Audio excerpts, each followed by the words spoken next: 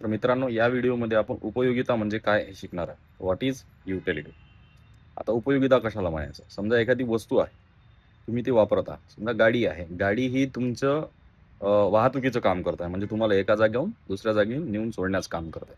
तर त्याच्यामध्ये काय आहे? युटिलिटी. म्हणजे तुमची वस्तूच्या अंगी असणारी मानवी गरज भागवण्याची क्षमता, म्हणजे आपण त्याला उपयोगिता असं म्हणू शकतो. जसं की वाहतूक झालं, त्यानंतर कोणतीही वस्तू घ्या तुम्ही.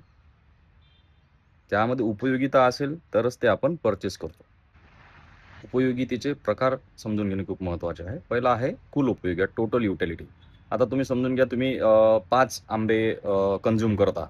तर त्या 5ही आंब्यापासून जी पूर्ण म्हणजे पहिल्या, दुसऱ्या, तिसऱ्या, चौथ्या, 5व्या अशा 5ही आंब्यापासून मिळणारी युटिलिटी, त्याला जर प्लस केलं त्याला टोटल युटिलिटी म्हणतात. सरळ आहे, सोपं आहे. इथं महत्त्वाची कन्सेप्ट आहे सीमांत उपयोगिता, मार्जिनल युटिलिटी म्हणजे काय? तुम्ही आता 4 आंबे खाल्ले, पण तुम्ही तुमच्या कन्झम्पशनमध्ये 5वा आंबा वळवला, तर त्या 5व्या आंब्यापासून जी ॲडिशनल युटिलिटी तुम्हाला तुमच्या कन्झम्पशनमध्ये मिळत असेल, त्या ॲडिशनल युटिलिटीला आपण मार्जिनल युटिलिटी असे म्हणू शकतो. म्हणजे 4 आंब्यापासून तुम्हाला 10 युनिट उपयोगिता मिळत असेल आणि 5व्या आंब्याचं कन्झम्पशन केल्यानंतर जर तुम्हाला त्याच्यापासून 3 युनिट म्हणजे असं पूर्ण 13 युनिट झाले.